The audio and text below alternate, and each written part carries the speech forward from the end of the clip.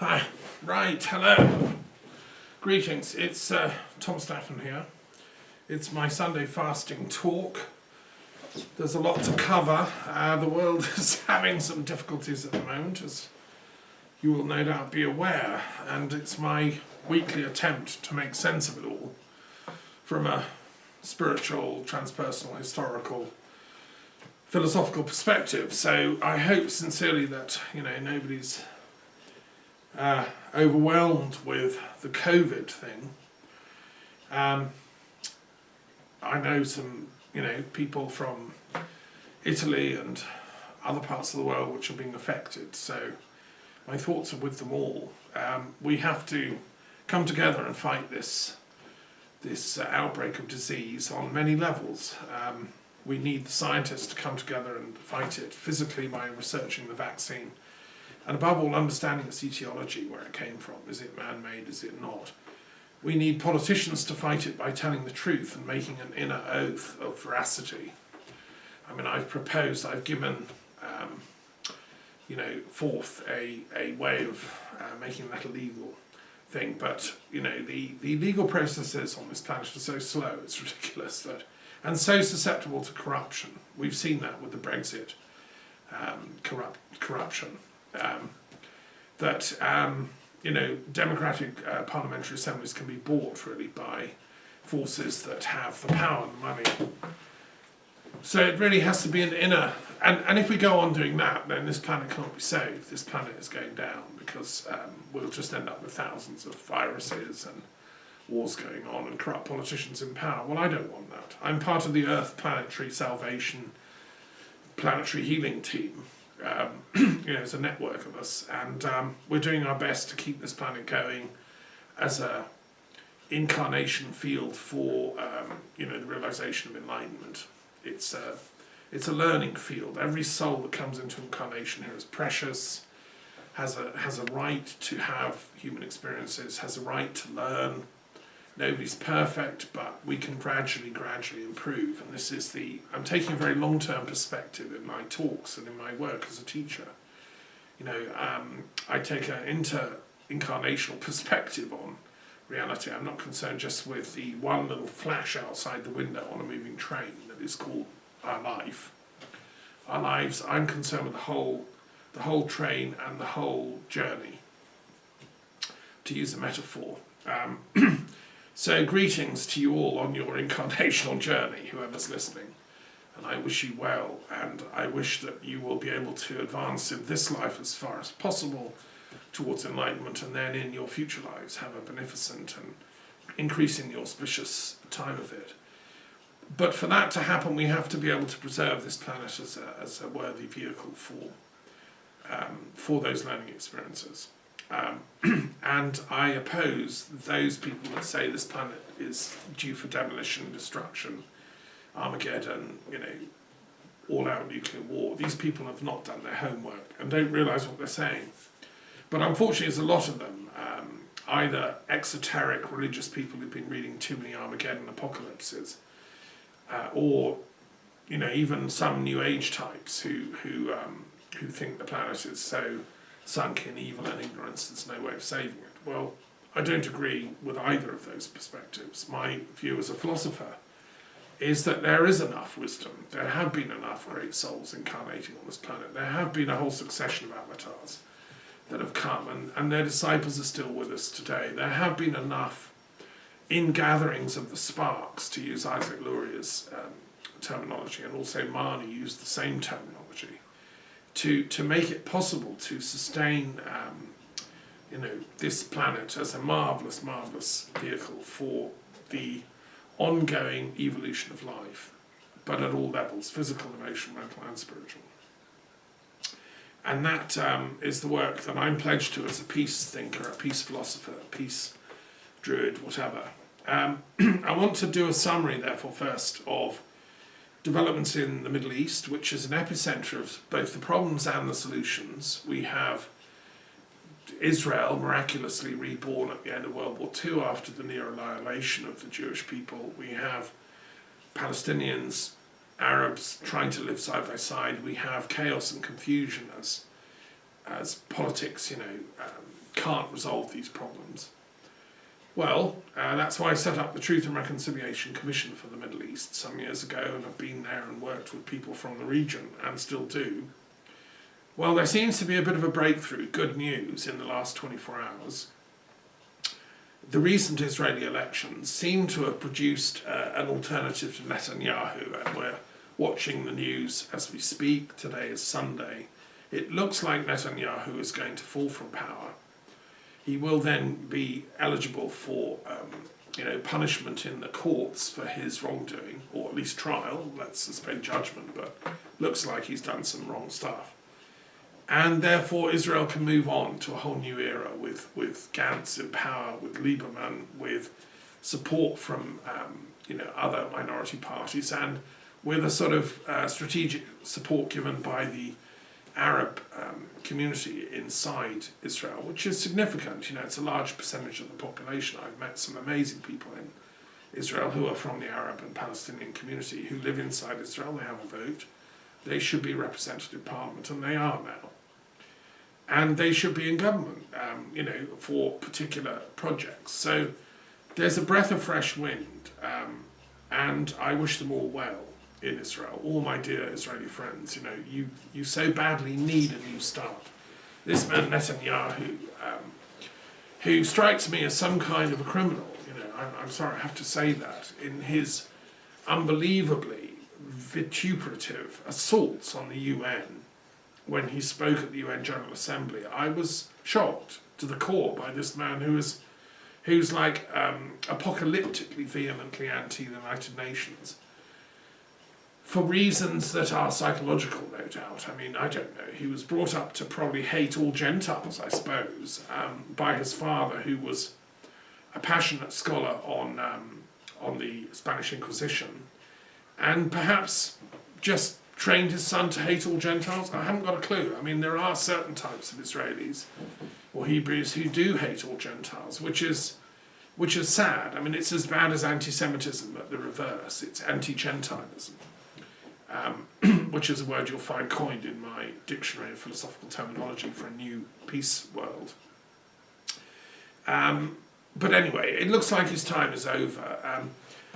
There is another issue which is quite interesting, which is some colleagues of mine, an archdruid in Britain, reckons that Netanyahu believes he's the reincarnation of King Hezekiah, who was an important king in ancient Israel.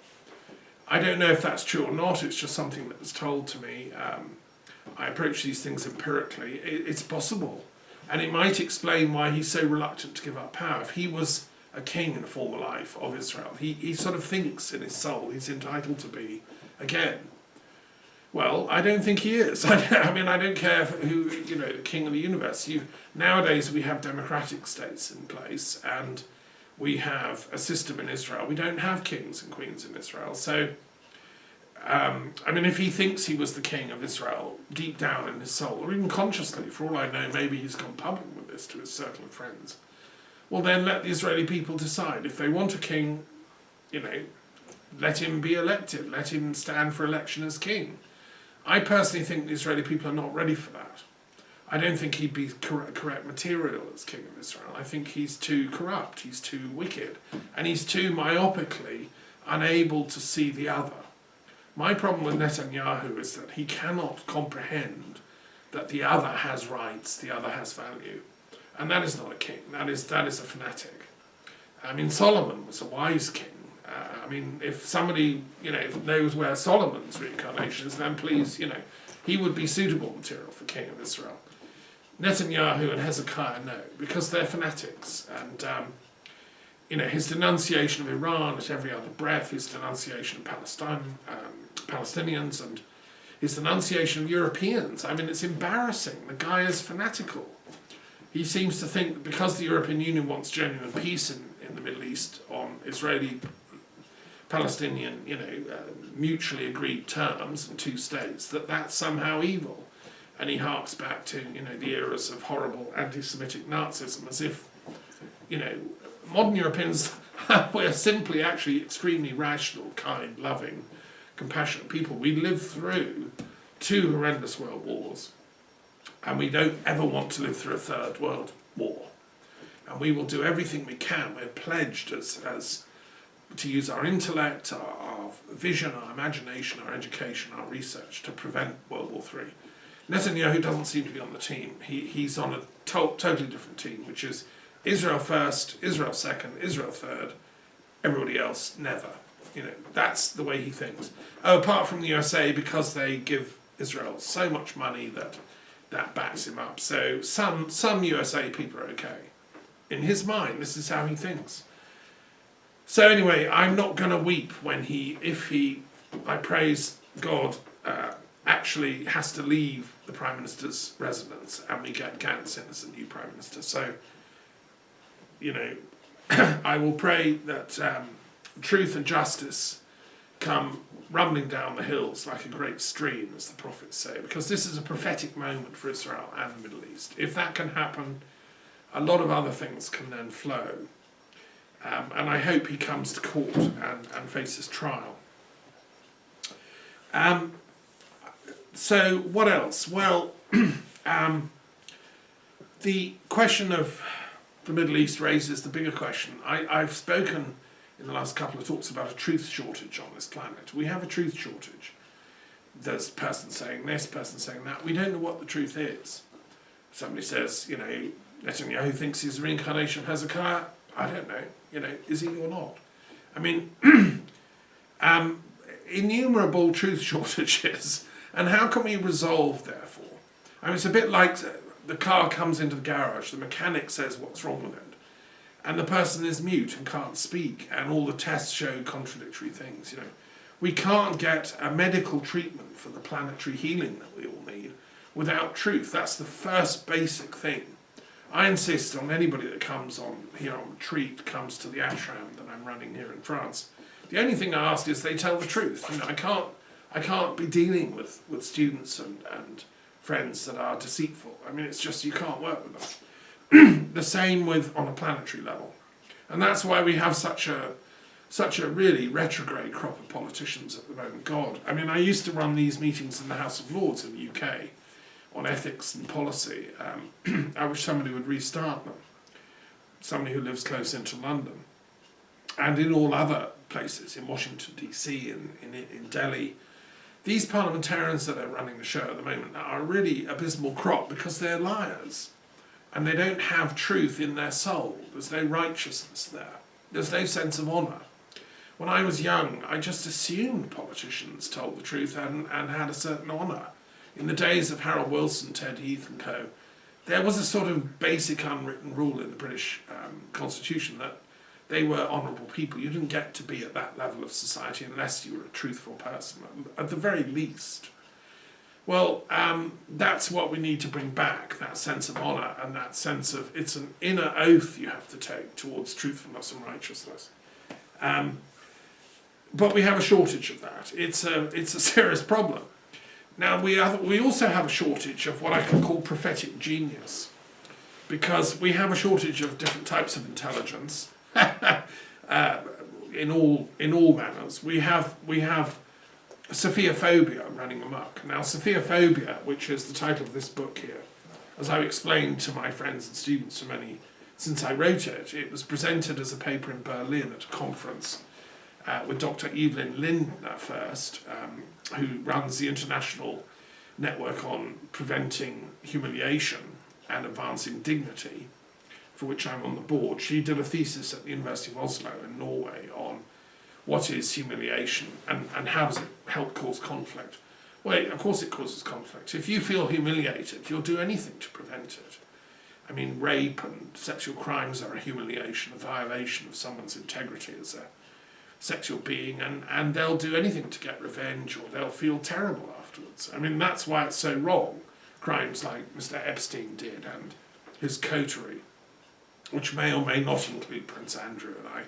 If it did, then he should face judgment. He should go and answer, not hire fancy lawyers who got Pinochet off the hook. For God's sake, Andrew, go back to the States and just tell the truth. Again, it's not only our politicians have to tell the truth, but also our royals, up to and including, all 33 royals on the planet that I've written to and asked to organise a council of monarchs some years ago. It will happen. There will be a council of monarchs. I hope it's in my lifetime. But for that we need enough righteous monarchs to come into office. And we have very, very corrupt monarchs in some countries, like in Saudi Arabia. But there's enough righteous ones. And in Britain, I think it's touch and go whether we actually have righteous royals at the moment. I think if Andrew goes to America and faces the music, that's very, very important gesture. The Queen, I have said before, should abdicate because of her abysmal failure to prevent Brexit and the self-destruction of her nation. Charles will make a more righteous monarch, I'm afraid, than this Queen has proved able to. And I think it's just she needs to... I think actually there should be an abdication age for monarchs. I think 80, you retire automatically. No ifs and buts. That's what the Queen did in Holland. She was a very righteous Queen, Juliana. She stepped aside. It's what the King of Spain has done. Normal monarchs do that. But this one, Elizabeth, has become so hardened through ego to her attachment to power. Because she's self-identified with the fate of her people, that she's lost the plot. I'm sorry, madam, I have to say this to you. And your sort of ethical neutrality in the face of difficult choices is completely non-compatible with your avowed Christianity. If you're loyal to Christ, Christ makes demands of us to choose good. We can't waver and say, well, I might choose good if it serves me. I might choose a bit of evil if that serves me. No, that's not what Christ says. That you can't be a Christian monarch and take that view. So, sorry about that. But, so there's a shortage of prophecy. What do I mean? What I mean is that prophetic intelligence is a universal duty, not just a universal right. It's not taught in schools. It's not even taught that such a thing exists. You're shown the Bible and you're taught, well, these are the prophets. And then they all finished. They culminated according to the three narratives, either at the time of Jesus, that was the last prophet, or they culminated before Jesus, at the time of the last prophets like Hosea and Malachi, in the time of the Jewish dispensation, or they culminated in a slightly divergent stream through the descendants of Ishmael with Muhammad, who was the last prophet. Well, okay, so we have three closures going on there. We have the closure of Christ and Christianity, we have the closure of Judaism, and we have the closure of Islam.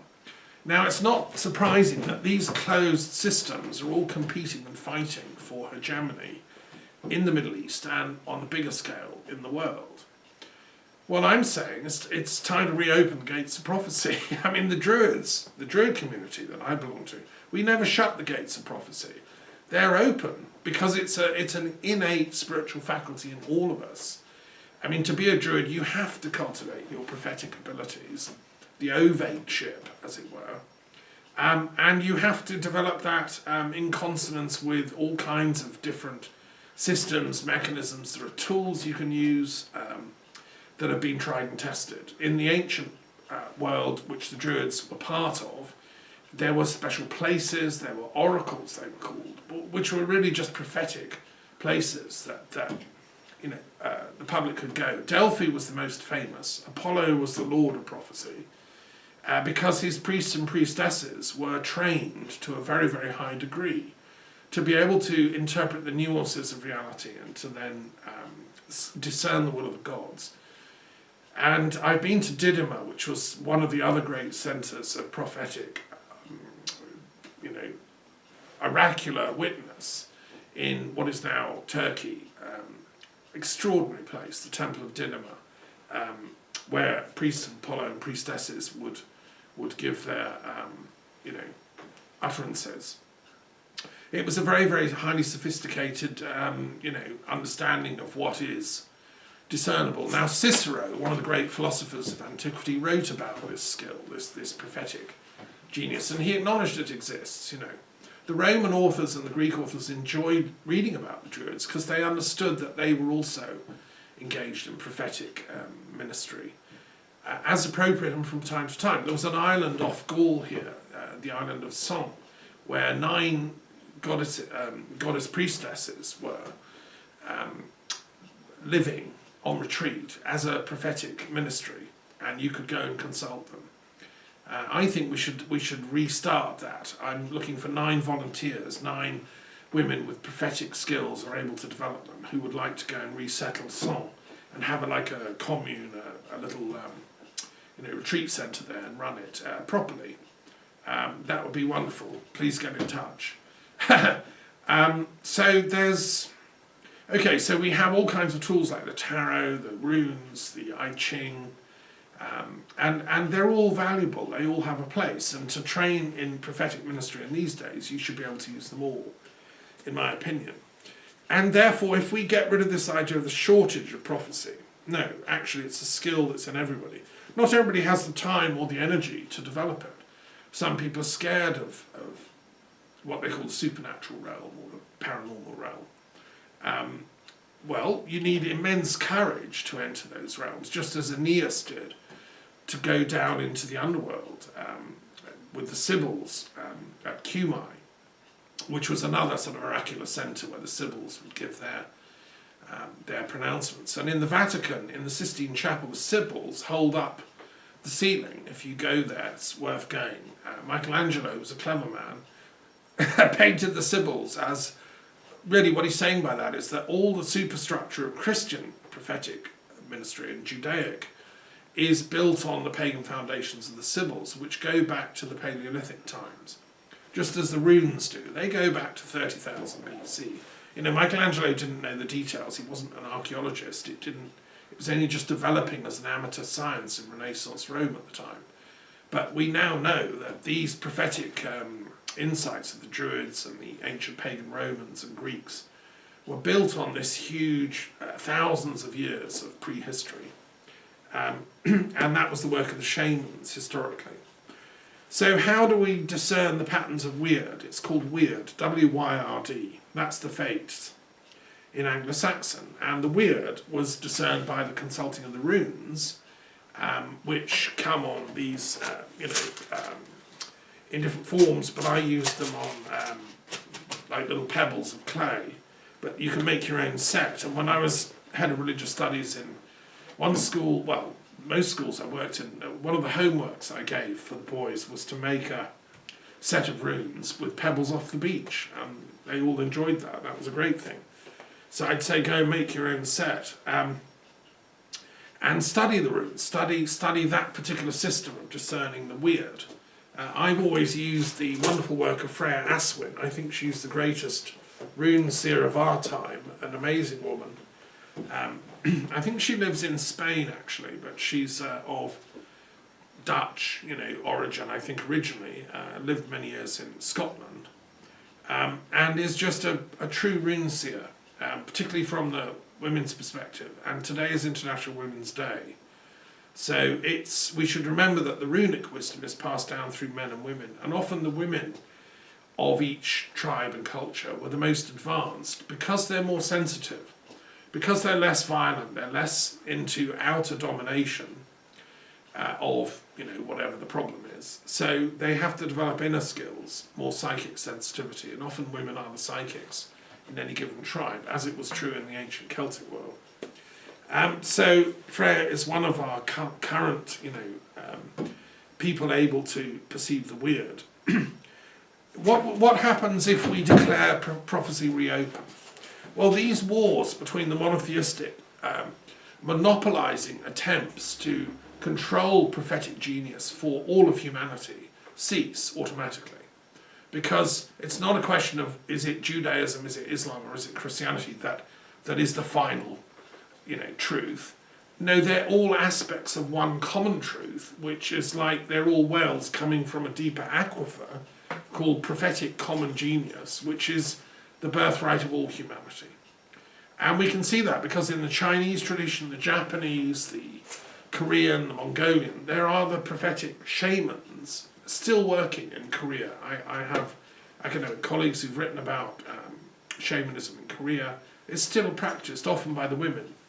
The same in Mongolia, the same in throughout Asia, and in India as well. So prophetic power is something that comes to the rishi if you advance on the yogic path. It comes to the Buddhist devotee if you follow the Dharma, if you follow the Dhammapada, the Buddha's path towards enlightenment. It just comes as part of the job, you know. Don't boast about it. Just use it for good, use it for healing, and then get on with the journey towards enlightenment. That's what we should be doing with this logjam we've got in the Middle East of these prophetic wars. Okay, so let's redeclare the prophetic genius of mankind open again, and then the need for those wars just vanishes overnight, like dew that vanishes in the sun.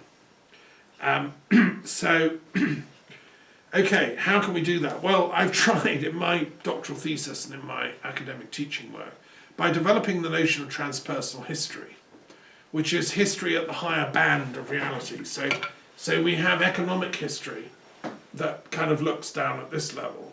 We have social history, social relations and so on, looks at that level. We have political history that looks at complex struggles between peoples. You know, it's like bars of music, isn't it? And then we have the, say, religious history, which looks at these different prophetic, chords that are sometimes played by the weird. And then at the highest level, we have transpersonal history, which is the history of the collective psyche, the collective unconscious that Carl Jung talks about and was the first to begin to articulate. And Abraham Maslow talked about these meta-psychological states of being, peak experiences, experiences of insight, gnosis. That's what goes on at the transpersonal level of history.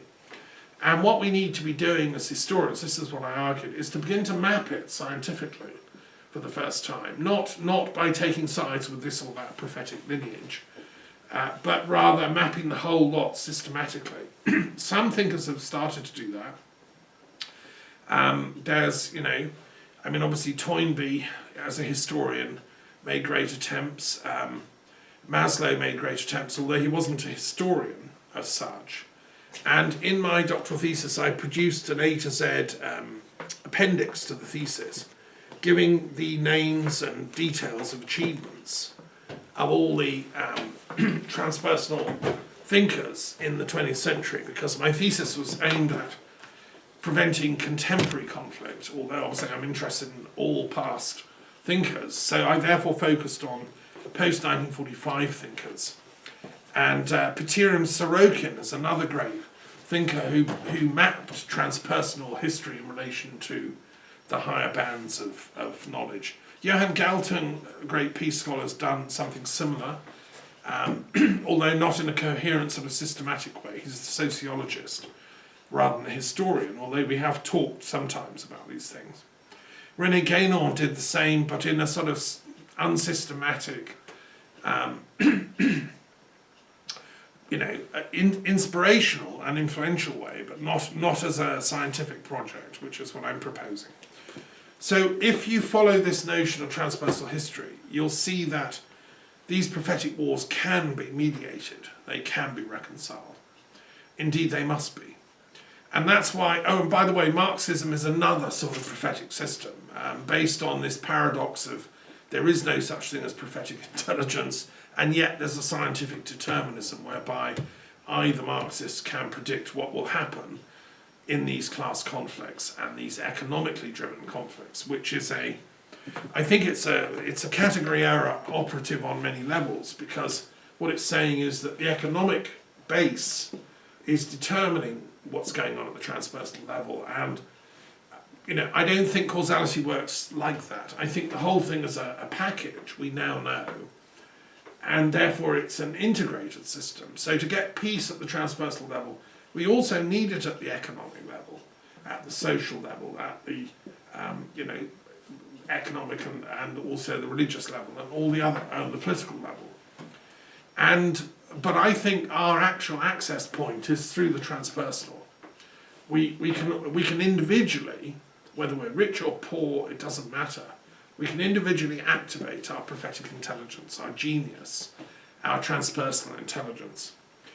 One of my dear colleagues, Shlomo Soham, who was a judge in Israel at the Knesset, which is the epicenter of this Netanyahu demotion project, he wrote a book called Prophetic Intelligence, or sorry, Future Intelligence, in which he's arguing, as a social scientist and a legal thinker, that we need to cultivate this skill. I 100% agree. That's why I'm explaining this in detail. And we, above all, we need to get Muslims, Jews, Christians sitting down and having these kind of discussions. That's the point of the Truth and Reconciliation Commission for the Middle East. And I'm very pleased to say, we're getting on with it. Most recently, I've done a commentary on the Netanyahu-Trump peace plan, which, whilst there are many problems with it, and I've articulated this in my commentary, I would congratulate, and this is where I say that Netanyahu and Trump have done a good job, because it's the first time that I've seen a peace document actually addressing these religious problems. I mean, it's visionary in that it wants freedom of access to all the holy sites of both Israel and Palestine to everybody. It's visionary in that it wants Muslims to be able to come and visit the holy sites of Jerusalem and presumably the rest of Israel, through special arrangements and tourist facilities. Of course, now we've got this COVID virus that has thrown a spanner in the works of all this. And I mean, if it's not a man-made thing, one would almost think it's like a diabolic thing that's come at us from some, I don't know, interplanetary race of invading demons that are trying to destroy this planet. Well, they can go home if that's the case. We don't want them here with their virus. And or if it's a man-made thing, well, we don't want the people that make these kind of viruses to exist in such a dark and horrible place. And all the biological warfare labs of the world should come under UN scrutiny and stop their work immediately, in my opinion. And there should be a re-signing of all the peace treaties that we have, which outlaw bioweapons and chemical weapons. And nuclear weapons should also be outlawed. There should be a gradual disarmament, and people should sign up to the nuclear disarmament treaty that the UN has been endorsing. 35 states have so far signed it. We need all 200 states in the world to sign it. If the UK government won't sign it, then we need an independent Scotland to sign it. And that's the choice, really, in terms of the ethical progression of humanity. Because I think this thing is like a band that is a spiral shape, and gradually each of the levels becomes purer and wiser and more intelligent as more and more collective intelligence is marshalled and harnessed, if you want. I mean, I read recently the autobiography of Eleanor Roosevelt, a great Democrat and wise woman, who knew the dangers of falling asleep on the job if you're a world statesman and letting the dark forces of unreason, take over and create turbulence. And gosh, that poor woman and her husband had to cope with, Nazism and fascism and all the rest of it. But she helped set up the UN Human Rights Division, and she was a very powerful woman leader. So she's a great exemplar for International Women's Day today. In response to this problem of prophetic shortage, this false shortage, you see all monopoly businesses try and create a false shortage, and then they can charge more for their goods. So we have these religions, they're involved in sort of racket, trying to say, I'm the only path to truth, I'm the only God, Whereas in fact, no, hang on, scientifically we know there's all these 168 boxes which are all part of the journey to truth. No one has a monopoly, there is no monopoly here. And yet that's what the priests and priestesses of all of these traditions try and angle for, except the wise ones. Now, I've been very fortunate and blessed in my life. Because of my work as a peace academic working on interfaith conflict resolution, I've met the wise ones in just about every single box. Because of my time teaching at Oxford and London universities, I've met some incredible sages and living